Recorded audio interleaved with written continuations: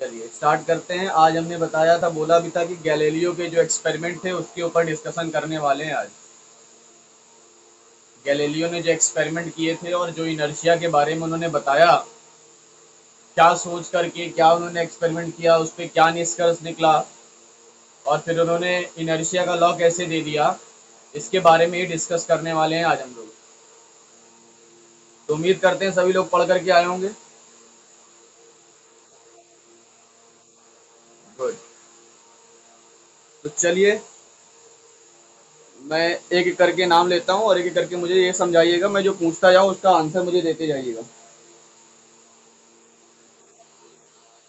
हाँ हाँ हाँ हाँ, समझाना पड़ेगा।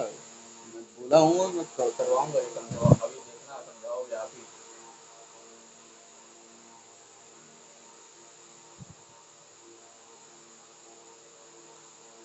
ये भी पढ़ा होगा। यहीं से स्टार्ट होती है इनर्शिया, या यहीं से स्टार्ट होता है फोर्स। ये कब किए थे पता है? गैलीलियो से लगभग 2000 साल पहले। गैलीलियो से लगभग 2000 साल पहले की कहानी है ये। हाँ, 2000 साल। यानी गैलीलियो के इनर्शिया बताने से 2000 साल पहले ये हुआ था। एरिस्टॉटल ने बताया था कुछ। इसको पढ़ते क्या है?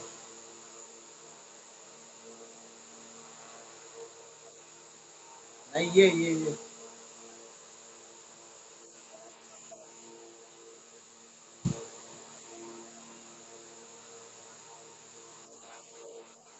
टोटल तो नहीं लिखा है, TOTAL होता है टोटल की स्पेलिंग तो।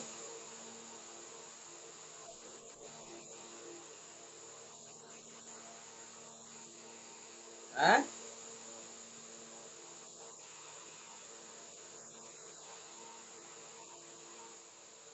मतलब इस इंग्लिश नहीं आती तुम लोगों को, डर। चलो, सही बताया, एरिस्टोटल कहते हैं। तो एरिस्टोटल की फैलेकी थी एक, इन्होंने एक सोच रखी थी, अपनी एक व्यू रखा था। तो वो व्यू क्या था मैं जानना चाहूंगा। काजल। हाँ बोलो। अरे तो बेटा यहीं से स्टार्ट होंगे ना, गैलीलियो कहाँ तक पहुंचेंगे? गैलीलियो तक पहुंचेंगे जब तक ये नहीं कहेंगे, इनका स्टेटमेंट नहीं जानेंगे। ये तो पहले आए थे ना, इसके बाद इन्हीं की आइडिया को लेकर के आगे गैलीलियो ने प्रूव किया था। सबसे पहले तो यही आए थे। तो चलिए, विवेक त्रिपाठी बताइए इनका फैलेकी क्या था।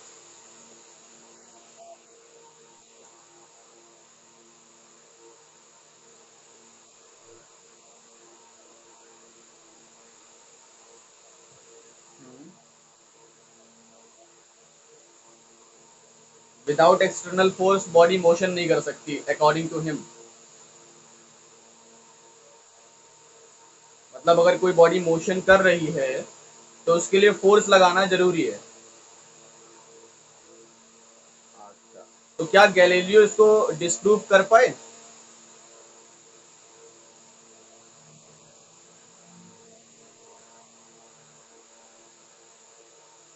क्या गैलीलियो इसको डिस्प्रूव कर पाए थे?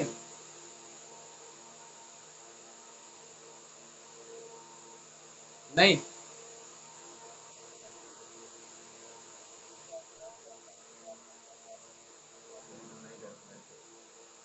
मुस्कान कृष्णानी।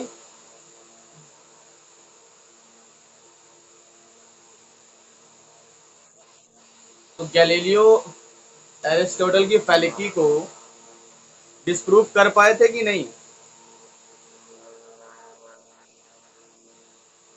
हाँ, 2000 साल तक नहीं कर पाए, 2000 साल के बाद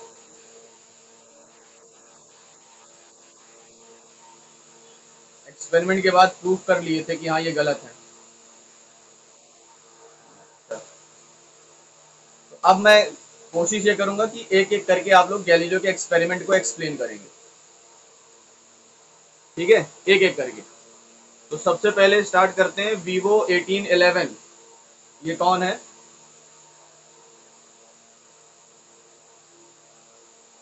वीवो 1811 करके।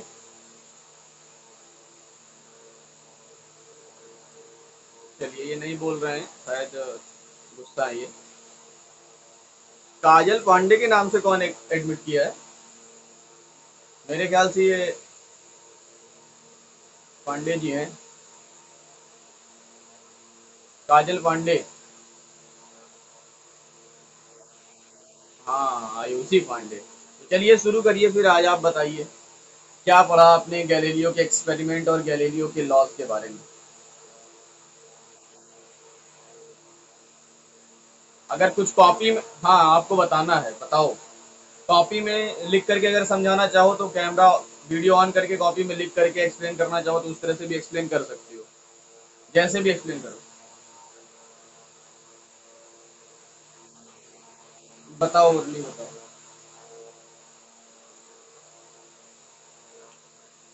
बताओ बताओ अर्ली बताओ।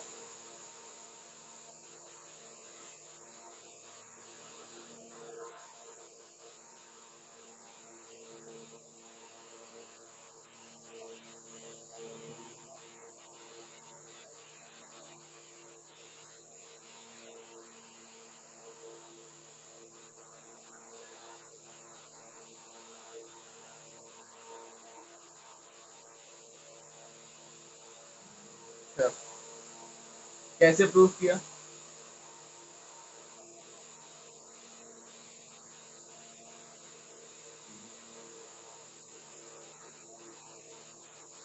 अरे बेटा, बुक में तो बहुत कुछ है, तभी तो बोला था पढ़ने के लिए। और कितना आपको समझ में आता है वो समझाने के लिए। बुक में तो बहुत कुछ है। चलो बताओ।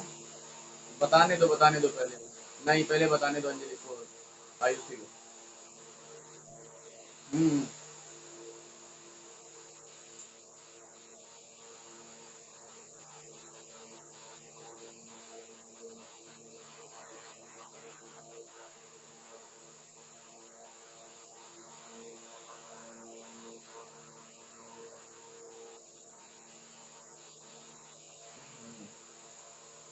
अच्छा।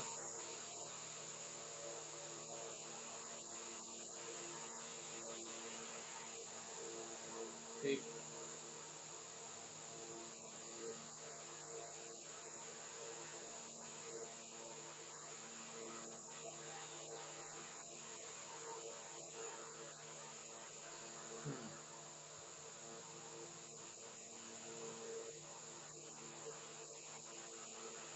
अच्छा। चलो, मुस्कान कृष्णानी, आप कुछ समझाइए। कुछ भी समझाओ जो तुमने पढ़ रखा है, जो गैलीलियो लॉ में तुम्हें समझ में आया।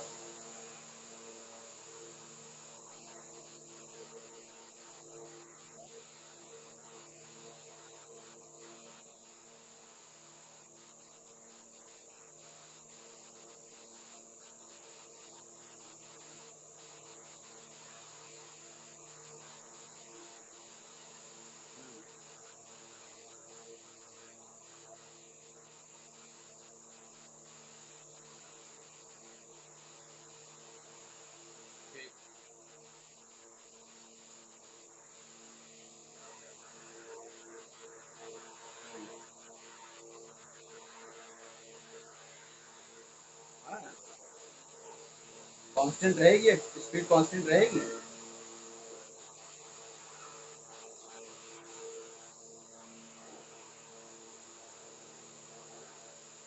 क्या स्पीड कांस्टेंट रहेगी? अरे तुम बताओ, क्या रियल लाइफ में ऐसा हो सकता है? तो फिर वो एक्सपेरिमेंट कैसे कर लिए? और एक्सपेरिमेंट किस बेसिस पर, रिजल्ट क्या निकला इस एक्सपेरिमेंट का? इस एक्सपेरिमेंट को करने से क्या फायदा मिला, क्या रिजल्ट निकला, क्या फाइनली क्या रिजल्ट पहुंचे हो? किस रिजल्ट पर पहुंचे? एरिस्टोटल की फैलेकी कैसे डिस्प्रूव हुई? ये एक्सपेरिमेंट करने से क्या एरिस्टोटल की फैलेकी डिस्प्रूव हो गई?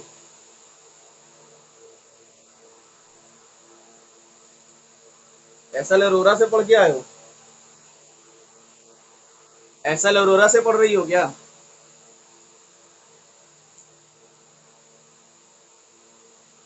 चलो, अच्छा कर रही हो। बेटा टीचर ऐसे नहीं बनते हैं। सोमेंद्र पाल।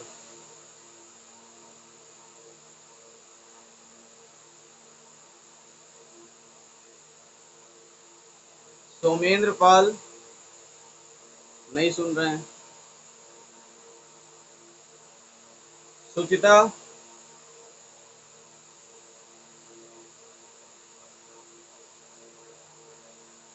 एक्सप्लेन कर सकती हो कुछ? हम्म। चलो कोई नहीं। महिमा सिंह।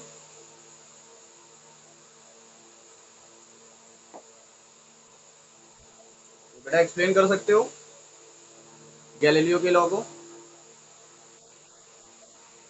नहीं पता। पढ़े नहीं थे कल?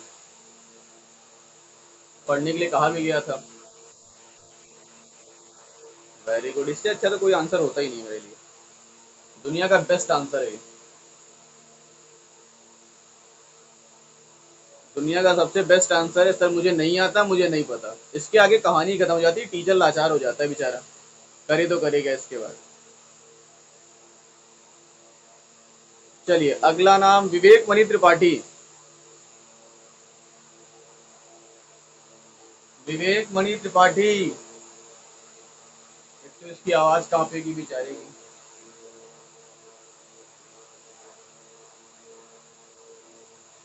हो बेटा विवेक। विवेक मणि। हो क्लास में कि नहीं हो? मुझे लग रहा है मुझे लग रहा है ये क्लास ज्वाइन करके भाग जाता है। सर को दिखता रहे कि हाँ। अब आ रही है, अब आ रही है। तो कुछ पढ़े हो इसमें?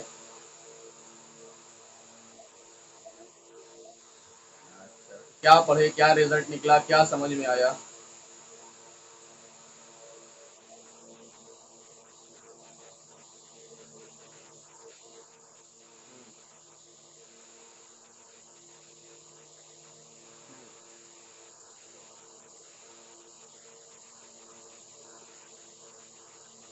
ठीक।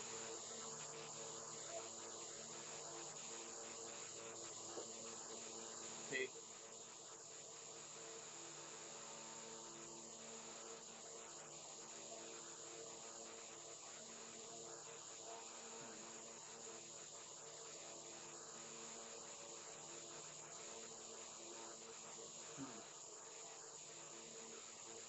ठीक। ठीक है, बढ़िया। सही है। सही है, सही है। गुड। हिमांशी। फाइनली।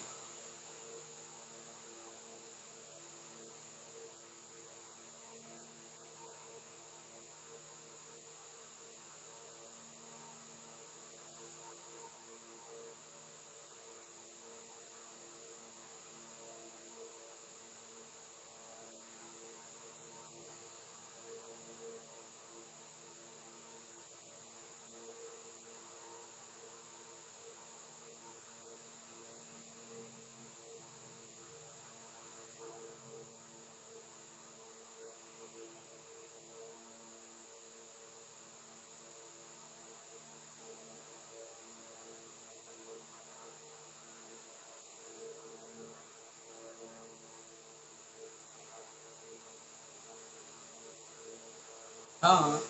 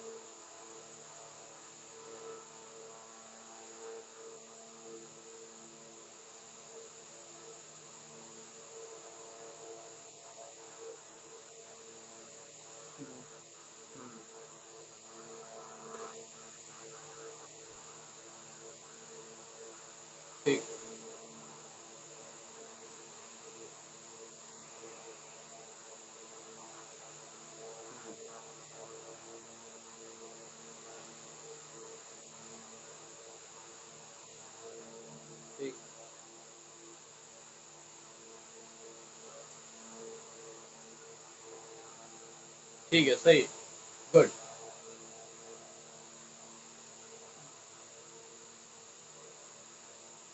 तो चलिए, फाइनली सबका सुनने के बाद अब हम अपने व्यू रखते हैं।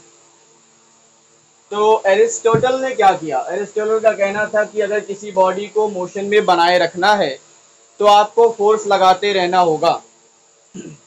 मतलब अगर हम बॉडी में फोर्स लगाना बंद कर दें तो बॉडी का मोशन होना बंद हो जाएगा, या फिर अगर किसी बॉडी को मोशन में स्टार्ट भी करना है तो फोर्स की जरूरत है। ऐसा अरिस्टोटल का कहना था। लगभग 2000 साल तक ये सही माना भी गया, क्योंकि अर्थ हमारी ऐसी चीज है कि अगर अर्थ पे कोई चीज फेंकते हैं, कोई चीज रोल कर रहे थे, तो जाहिर सी बात है कुछ दूर पे जाकर के वो रुक जाती थी। गैलीलियो आए। हिमांशी कुछ कहना चाह रही हो?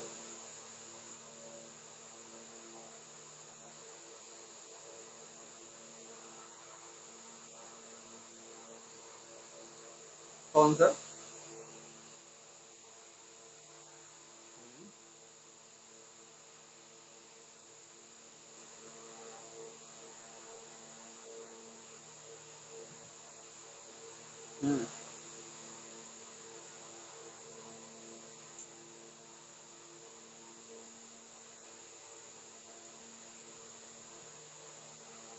मैं बात कर रहा हूँ, एक्सप्लेन कर रहा हूँ,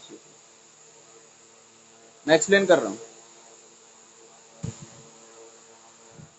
तो एरिस्टोटल की फैलेकी ये थी कि भैया अगर हम मोशन में किसी ऑब्जेक्ट को बनाए रखना चाहते हैं तो हमें क्या करना पड़ेगा? फोर्स लगाना ही पड़ेगा। विदाउट फोर्स बॉडी का मोशन होना पॉसिबल ही नहीं है। आते हैं यहाँ पर गैलीलियो। गैलीलियो ने कुछ एक्सपेरिमेंट किया, और कुछ एक्सपेरिमेंट कुछ ऐसे किया जैसा आप लोगों ने बताया कि एक प्लेन उन्होंने कुछ ऐसे रखा, यहाँ से बॉडी उन्होंने ड्रॉप की, तो उन्होंने देखा कि जब बॉडी यहाँ से ड्रॉप करते हैं तो यहाँ पर आते आते इसकी स्पीड बढ़ गई। फिर उन्होंने इसी प्लेन को, यानी इसी बॉल को अब नीचे से थ्रो किया, यहाँ से फेंका ऊपर की तरफ। जब यहाँ से ऊपर गए तो उन्होंने देखा कि डिक्रीज की, बॉडी की स्पीड जो है वो डिक्रीज कर गई। तो उन्होंने इन दोनों एक्सपेरिमेंट को मिला करके ये फाइनली निष्कर्ष निकाला कि अगर कोई सरफेस प्लेन होता है, अगर ये प्लेन होगा तो ये एक बॉडी कंटिन्यू मोशन में, अगर हम इसको एक बार फोर्स अप्लाई कर दें, सिर्फ एक बार मोशन इसका स्टार्ट कर दें, एक बार फोर्स अप्लाई कर दें, इसको एनर्जी प्रोवाइड कर दें, तो इसकी स्पीड कांस्टेंट रहेगी, क्योंकि ये प्लेन इंक्लाइंड नहीं है, सरफेस प्लेन है। अब इसकी स्पीड रियल लाइफ में, एवरीडे लाइफ में हम देखते हैं कि अगर कोई बॉडी सरफेस में, प्लेन सरफेस पे भी फ्लो की जाती है, थ्रो की जाती है, तो कुछ दूर पर जाकर के वो बॉडी रुक जाती है। अकॉर्डिंग टू गैलीलियो वो बॉडी रुकनी नहीं चाहिए, बट गैलीलियो ने यह भी कहा कि बॉडी वो रुक जाती है क्योंकि एक फोर्स लगता है जिसे हम फ्रिक्शनल फोर्स कहते हैं। तो अगर ये फ्रिक्शनल फोर्स ना होता तो फिर बॉडी कंटिन्यूअस मूव करती रहती। इस फ्रिक्शनल फोर्स को अपोज करने के लिए हमें एक फोर्स लगाना पड़ता है। इस फ्रिक्शनल फोर्स को अपोज करने के लिए हमें एक फोर्स लगाना पड़ता है। अगर ये फ्रिक्शनल फोर्स ना होता तो बॉडी को मूव कराने के लिए, कंटिन्यूअस मूव कराने के लिए with constant speed, there is no need of force की कोई जरूरत नहीं है। बट क्योंकि फ्रिक्शनल फोर्स अप्लाई हो रहा है तो फ्रिक्शनल फोर्स को अपोज करने के लिए हमें फोर्स लगाने की जरूरत पड़ती है। फाइनली गैलीलियो ने एरिस्टोटल के लॉ को या एरिस्टोटल के फैलेकी को डिस्प्रूव किया कि भैया आपने ये कहा था किसी बॉडी को मोशन में बनाए रखने के लिए फोर्स की जरूरत है, बट गैलीलियो का कहना था कि ये जरूरी नहीं है कि किसी भी ऑब्जेक्ट को मोशन में बनाए रखने के लिए फोर्स की जरूरत पड़े। हाँ, उसका जो फ्रिक्शनल फोर्स है उसको अपोज करने के लिए जो फोर्स लगाना पड़ता है, एक्सटर्नल फोर्स की जरूरत होती है, बट ये जरूरी नहीं है कि हम किसी भी ऑब्जेक्ट को मोशन में बनाए रखने के लिए कांस्टेंट स्पीड से फोर्स की जरूरत पड़े। फॉर एग्जांपल, उन्होंने एक बॉल को यहाँ से छोड़ दिया, बस उस बॉल को यहाँ से छोड़ दिया और ये बॉल ऑटोमेटिक रोल करते हुए नीचे आ गया। क्या इसमें उन्होंने मोशन करने के लिए फोर्स लगाया? जब तक मोशन हो रहा था क्या तब तक फोर्स लगा रहे थे? नहीं, सिर्फ ऊपर जाकर के इनिशियल उन्होंने फोर्स लगा दिया, इस बॉडी को पोटेंशियल एनर्जी प्रोवाइड कर दी और उसके बाद इसको छोड़ दिया, बॉडी ऑटोमेटिक नीचे आ गई। इसमें फोर्स कोई जरूरत ही नहीं पड़ी फोर्स की। यहाँ पर फोर्स की कोई जरूरत ही नहीं थी मोशन में बनाए रखने के लिए। अकॉर्डिंग टू द एरिस्टोटल, उनका कहना था कि जब तक मोशन होगा तब तक फोर्स लगाते ही रहना पड़ेगा। गैलीलियो ने इसको डिस्प्रूव किया बाय दिस एक्सपेरिमेंट। फिर उन्होंने एक एक्सपेरिमेंट और किया और इसी को डिस्प्रूव करने के आगे आगे के लिए इसको फिर से डिस्प्रूव किया। उन्होंने एक इंक्लाइन प्लेन लिया कुछ इस तरीके का, यहाँ पर बॉडी को ड्रॉप करते हैं और देखा उन्होंने कि ये बॉडी क्या करती है, पहले नीचे जाती है, ऊपर पहुंची, सेम हाइट तक यहाँ तक पहुंचती है, उसके बाद फिर ये बॉडी नीचे आती है, फिर ये बॉडी ऊपर कंटिन्यूसली ऐसे ऑसिलेशन करता रहता है। ऑसिलेशन क्यों कर रहा है भाई? इसको करना तो ये चाहिए ना कि एक बार हमने फोर्स लगाया, अगर एरिस्टोटल सही होते तो इसके मोशन को कंटिन्यूस बनाए रखने के लिए हमें हमेशा फोर्स लगाना पड़ता, बार बार फोर्स लगाना पड़ता।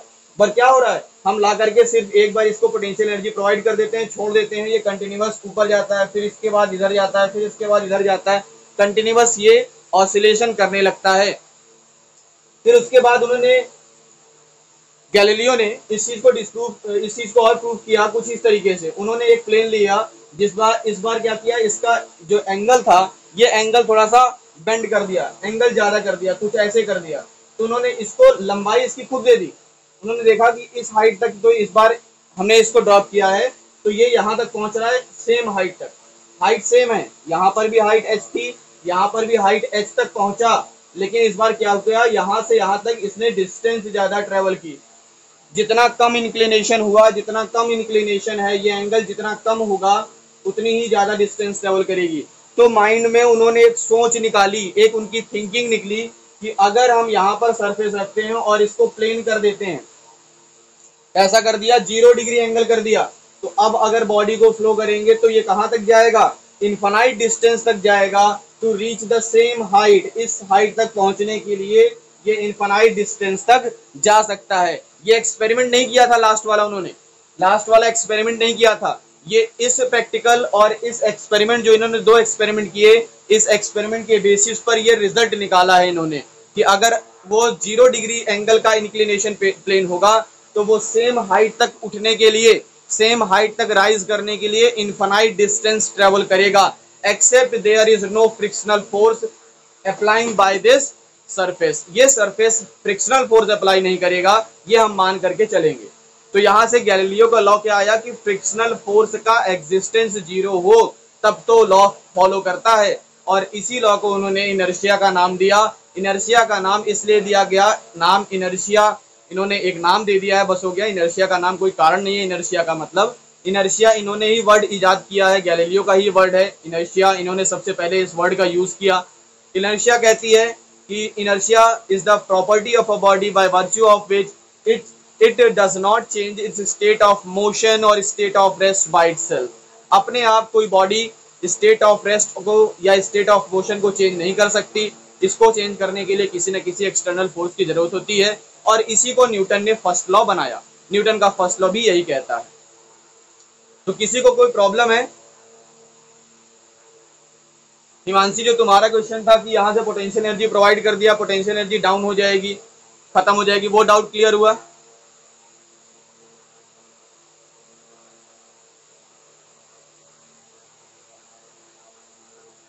नहीं, गैलीलियो का कहना था कि अगर देखो ये एक्सपेरिमेंट देखो तो एक्सपेरिमेंट के अकॉर्डिंग सही जा रहे थे, गैलीलियो का कहना भी सही था। अगर ये एंगल और ये एंगल सेम था, ये एंगल और ये एंगल सेम है, तो सेम हाइट तक पहुंच रहे थे। यहाँ पर क्या हुआ, एंगल उन्होंने डाउन कर दिया, तब भी सेम हाइट तक पहुंच रहे हैं, बट डिस्टेंस ज्यादा ट्रेवल करना पड़ रहा है, डिस्टेंस ज्यादा ट्रेवल करना पड़ रहा है, हाइट उतना ही इरेज कर रहा है।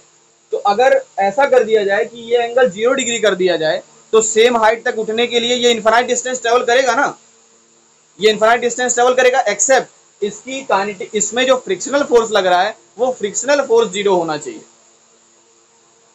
वो फ्रिक्शनल फोर्स 0 होना चाहिए।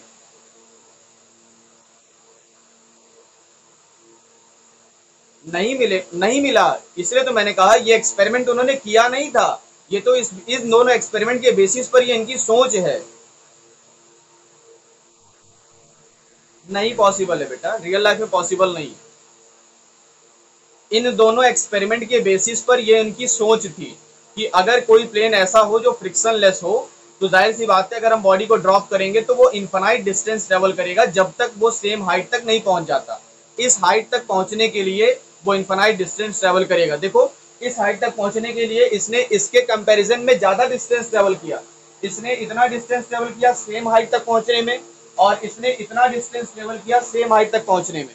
तो अगर हम ये एंगल और कम कर दें तो वो और ज्यादा डिस्टेंस ट्रेवल करेगा सेम हाइट तक पहुंचने के लिए। इसीलिए इन्होंने कहा कि अगर ये प्लेन कर दें, इंक्लाइन प्लेन को, एंगल को 0 कर दें, तो same distance, same height travel करने के लिए, सेम हाइट को रेज करने के लिए वो इनफाइनाइट डिस्टेंस को ट्रेवल करेगा, लेकिन फ्रिक्शनल फोर्स वहां पर 0 होना चाहिए। ऐसा गैलीलियो का कहना था। बेटा ये सोच है उनकी, ये थिंकिंग है, ये एक लॉ बनाया गया, एक थिंकिंग बनाई गई इन दोनों एक्सपेरिमेंट के बेसिस पर। रियल में ऐसा होगा नहीं, बट वो थिंकिंग है इनर्शिया प्रूव करने के लिए कि बेटा ये मोशन जो हो रहा है वो मोशन किस वजह से हो रहा है, मोशन जो हो रहे हैं वो क्यों हो रहे हैं। ये जो मोशन हो रहा है, कोई बॉडी कुछ दूर पर जाकर के रुक जाती है तो क्यों रुक जाती है, वो मोशन क्यों नहीं करती रहती। तो ये कारण बताया उन्होंने, क्योंकि इनर्शिया लग रही है, सॉरी, क्योंकि फ्रिक्शनल फोर्स अप्लाई हो रहा है, इस वजह से वो बॉडी एट लास्ट डिस्टेंस तक ट्रेवल नहीं कर पा रही है। अगर ये फ्रिक्शनल फोर्स ना होता तो कोई बॉडी बिल्कुल ड्रॉप करते तो वो इनफाइनाइट डिस्टेंस तक ट्रेवल कर जाती। बट फ्रिक्शनल फोर्स एग्जिस्ट करता है हमारी अर्थ पर, हमारे सरफेस पर, इस वजह से वो रुक जाता है कुछ दूर पर जाकर के। क्यों गलत मानी जाएगी बताओ? ऐसा सरफेस ला करके दिखा दो, ऐसा सरफेस लाके दिखा दो जो फ्रिक्शनलेस हो, उसके बाद बॉडी को ड्रॉप करो, वो इनफाइनाइट डिस्टेंस ना ट्रेवल करे, ना ट्रेवल करे, तब उनकी थिंकिंग को आप गलत कह सकते हो। तो ऐसा सरफेस नहीं है तो फिर थिंकिंग तो सही निकली ना, क्योंकि दो एक्सपेरिमेंट ये प्रूव कर रहे हैं, दो एक्सपेरिमेंट वही शो कर रहे हैं, ये एक्सपेरिमेंट तो वही शो कर रहे हैं ना जो वो कहना चाह रहे हैं। हाँ बोलो।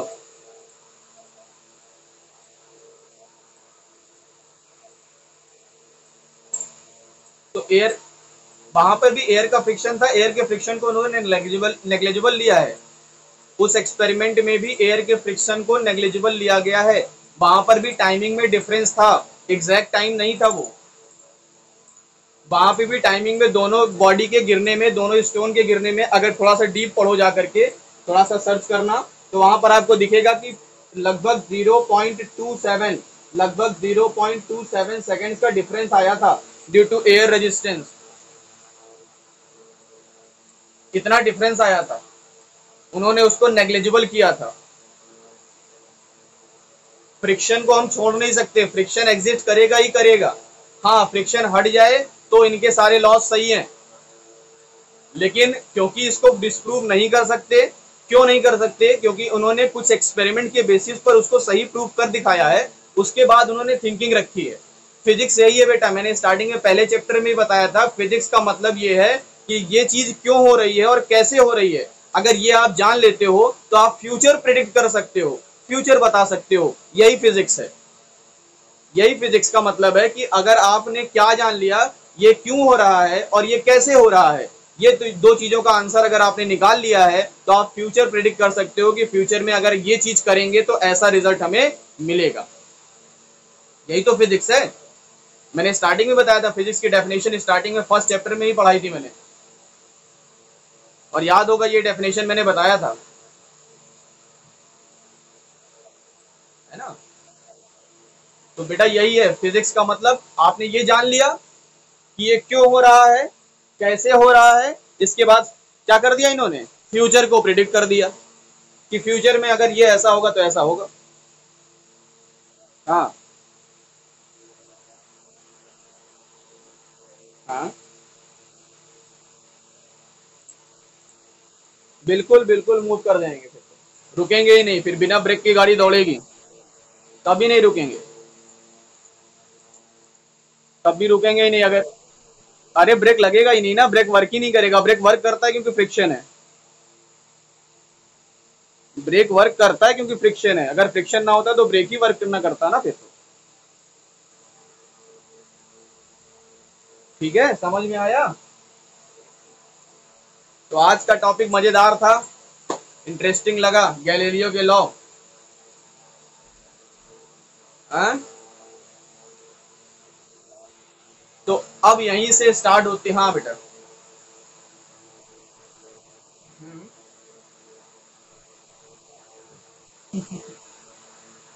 वो लोग कैसे रुकते होंगे, कुछ देर स्केटिंग करना बंद कर दो, फोर्स लगाना बंद कर दो, धीरे धीरे आपकी स्पीड वैसे ही डाउन हो जाएगी। बहुत कम हो जाता है, हाँ फ्रिक्शन कम हो जाता है क्योंकि वहां पे रोल लगा देते हैं ना। तो फ्रिक्शन कम करने का सिर्फ एक ही तरीका, वो रोकने का सिर्फ एक ही तरीका कि धीरे धीरे आप बंद कर दो, स्केटिंग करना बंद कर दो, पैर चलाना बंद कर दो, आपकी स्पीड ऑटोमेटिक धीमी हो जाएगी धीरे धीरे, ड्यू टू फ्रिक्शन।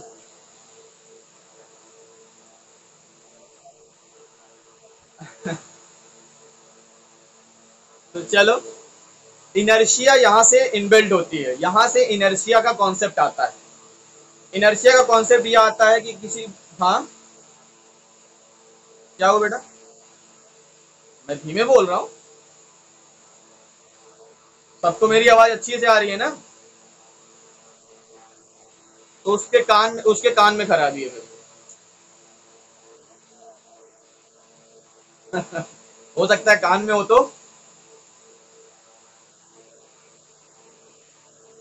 हाँ अच्छा, तो चलो, यहां से हमने ये समझा कि गैलीलियो ने क्या एक्सपेरिमेंट किया था और गैलीलियो ने इनर्शिया को कैसे लाया। इनर्शिया का कॉन्सेप्ट गैलीलियो ने ही दिया, और गैलीलियो के कॉन्सेप्ट को फिर यूज करके न्यूटन ने अपना फर्स्ट लॉ बनाया।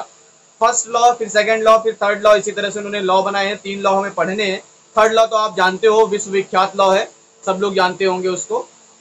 जैसे हम लोगों ने नाइन्थ क्लास में इन सब चीजों को पढ़ भी रखा है, नाइन्थ क्लास में ये सभी सारी चीजें हम लोगों ने पढ़ी भी थी। इनर्शिया हम लोगों ने पढ़ी थी नाइन्थ क्लास में। इनर्शिया मैंने पढ़ाई थी नाइन्थ क्लास में, बट नाइन्थ क्लास में ये नहीं समझाया था, गैलीलियो के एक्सपेरिमेंट को नहीं एक्सप्लेन किया था मैंने। क्यों एक्सप्लेन नहीं किया था, मेरे ख्याल से अब शायद आप लोग समझ पा रहे होंगे, क्योंकि नाइन्थ क्लास में इसको एक्सप्लेन करना पॉसिबल नहीं है। कुछ माइंड ऐसा होता है कि वहां तक आप सोच नहीं सकते, वहां तक समझ नहीं सकते। हाँ, इसीलिए नाइन्थ क्लास में इसको एक्सप्लेन नहीं किया गया था। नाइन्थ भी आप लोग मुझसे पढ़े हो, टेंथ भी पढ़े हो। अभी टेंथ में बहुत सारी चीजें ऐसी हैं जो आपको टेंथ में बताई गई हैं, बट ट्वेल्थ में जब पहुंचोगे, ट्वेल्थ में मुझसे पढ़ोगे तो पता चलेगा कि सर ये तो आपने बताया ही नहीं था। जबकि अगर ये बता दिए होते पहले तो टेंथ वाला ज्यादा आसान लगता। लेकिन बेटा वो सोचने की समझने की क्षमता नहीं थी उस समय आप लोगों के पास, इस वजह से वो चीज समझाई नहीं जाती। ठीक है, ओम्स लॉ का एक्सपेरिमेंट समझाएंगे हम लोग टेंथ ट्वेल्थ क्लास में। एक्सपेरिमेंट का प्रूविंग देंगे कि आपको प्रूव कैसे होगा। टेंथ क्लास में तो बस रटा दिया गया, ट्वेल्थ क्लास में प्रूव कराएंगे ओम्स लॉ को, प्रूविंग ऑफ ओम्स लॉ, मजा आएगा। फिलहाल 11th में हो, 11th का मजा ले लो। तो 11th में ये जो टॉपिक था ये कुछ, हाँ 11th 4 महीने में खत्म हो जाएगी, फिर उसके बाद जब 11th खत्म हो जाएगी तो 12th पढ़ेंगे ना फिर तो। 4 महीने में अभी खत्म होने में आफत है बेटा। अभी तो फर्स्ट बुक पढ़ रहे हो, अभी सेकंड बुक भी बची हुई है पूरी। सेकंड बुक का कॉन्सेप्ट और मजेदार है, उसमें थ्योरी थ्योरी अधिकतर थ्योरी है। तो इससे यहाँ से स्टार्ट होती है इनर्शिया का कॉन्सेप्ट। इनर्शिया यहाँ से इनबिल्ट आती है। What is inertia? तो inertia is the property of a body, जिसकी वजह से वो बॉडी या तो रेस्ट में है तो रेस्ट में रहेगी, मोशन में है तो मोशन में रहेगी। वो अपने आप अपने स्टेट ऑफ रेस्ट को, स्टेट ऑफ मोशन को, या एक कंटिन्यूअस फ्लो ऑफ डायरेक्शन हो रहा है तो उसको चेंज नहीं कर सकती। It is the inertia. और फिर इनर्शिया के 3 टाइप्स होते हैं, inertia of rest, inertia of motion and inertia of direction. You know that very well, इस चीज को आप अच्छे से जानते हो। मेरे ख्याल से इसमें कोई दिक्कत नहीं होनी चाहिए आपको। उसके बाद न्यूटन के फर्स्ट सेकेंड और थर्ड लॉ। तो न्यूटन के फर्स्ट सेकेंड और थर्ड लॉ को एक्सप्लेन हम कल करेंगे। न्यूटन के फर्स्ट लॉ को कल मैं एक्सप्लेन करूंगा। न्यूटन का फर्स्ट लॉ क्या है, क्या कहता है, क्या स्टेटमेंट है, और स्टेटमेंट को पार्ट्स वाइज पढ़ेंगे हम लोग, स्टेटमेंट को थोड़ा थोड़ा टुकड़ों में पढ़ेंगे और स्टेटमेंट को समझने की कोशिश करेंगे कि न्यूटन ने ऐसा क्यों कहा। और उसके बाद फिर हम लोग फाइनली सेकंड लॉ पर पढ़ेंगे। यानी कल का टॉपिक मेरा होगा न्यूटन का फर्स्ट लॉ और न्यूटन का सेकंड लॉ।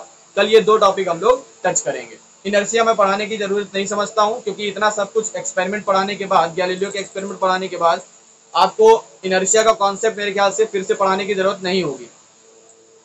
क्या इनर्शिया जरूरत है पढ़ाने की? इनर्शिया आप जानते हो। मैं सीधे फर्स्ट लॉ, न्यूटन के फर्स्ट लॉ और न्यूटन के सेकंड लॉ की कल डिस्कशन करूंगा। ठीक है, हाँ बेटा।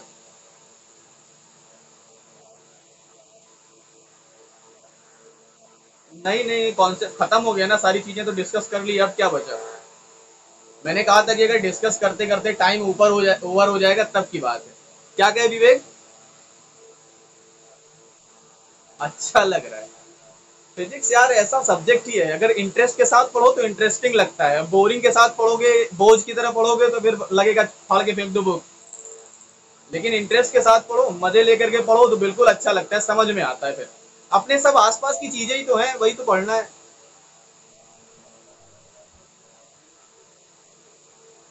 ऐसा मत करो फर्स्ट लॉ को इग्नोर मत करो, फर्स्ट लॉ को इग्नोर मत करो बेटा, फर्स्ट लॉ को इग्नोर मत करो, क्योंकि देखो है क्या ना, सेकंड लॉ का यूज हम ज्यादा करते हैं। सेकंड लॉ का यूज हम प्रैक्टिकल लाइफ में, या आप देखो कि ये जो न्यूमेरिकल्स होते हैं वहां पर हम सेकंड लॉ का यूज ज्यादा करते हैं। लेकिन अगर देखें तो थर्ड लॉ और फर्स्ट लॉ बहुत इंपॉर्टेंट लॉ है, सेकंड लॉ से ज्यादा इंपॉर्टेंट फर्स्ट और थर्ड लॉ है। क्योंकि इसका यूज अभी आपको नहीं समझ में आ रहा है, बट अगर इन फ्यूचर लेकर के आप फिजिक्स को लेकर के इन फ्यूचर पढ़ोगे ना, तब आपको पता चलेगा कि यार ये फर्स्ट लॉ थर्ड लॉ भी बहुत काम की चीज है। सेकंड लॉ तो सिर्फ हम 11 तक के लिए बड़ा आसान लग रहा, बहुत बहुत बहुत सारी चीजें हैं। अभी तो फर्स्ट लॉ और थर्ड लॉ पर बहुत सारे कॉन्सेप्ट बचे हुए हैं। मतलब आपको 11th लेवल तक नहीं पढ़ना है वो सारी चीजें। आगे जब बीएससी और एमएससी करोगे तब आपको पता चलेगा कि ये फर्स्ट लॉ थर्ड लॉ भी बहुत काम की चीज थी। हम लोग तो इसको ऐसे ही लेकर